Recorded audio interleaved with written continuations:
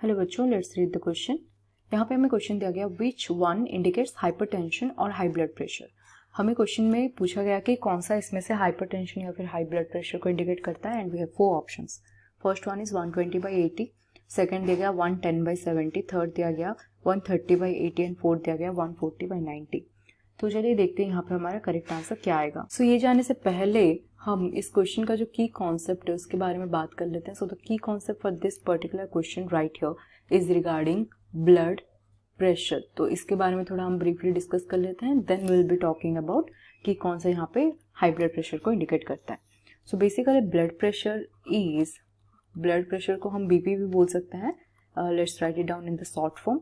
So blood pressure का जो short form आएगा that is BP, right. So BP किसको बोलता है? It is the pressure of, this is nothing but the pressure of blood against the walls of artery, okay, against the walls of artery। so ये statement basically क्या state कर रहा है?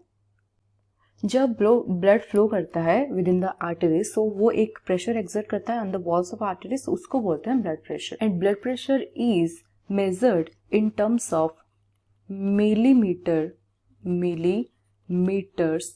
Of mercury, okay. Millimetres of mercury इसका unit है जिसके terms पे इसको मेजर किया जाता है और उसको हम यहाँ पे रिप्रेजेंट कर सकते हैं आज mmHg, ओके। सो अब बात करते हैं जब हम ब्लड प्रेशर को राइट डाउन करता है, so it is basically expressed in terms of systolic pressure upon diastolic pressure, systolic pressure by diastolic pressure के टर्म पे इसको एक्सप्रेस किया जाता है, okay.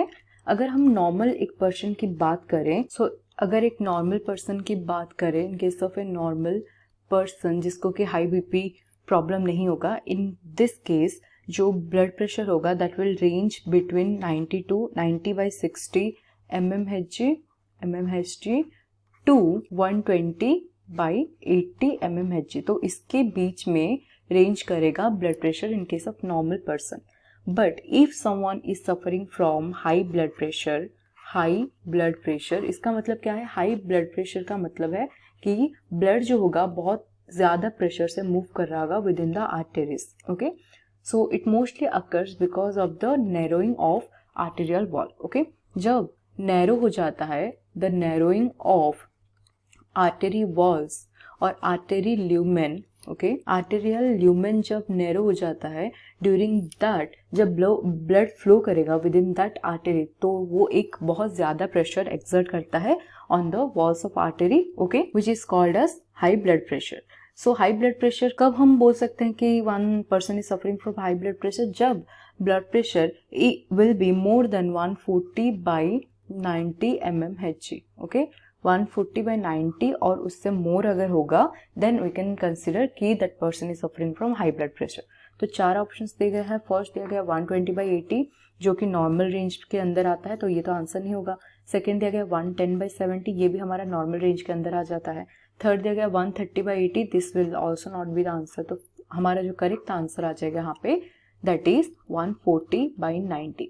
So this is the person with high blood pressure. I hope you understood it well. Thank you.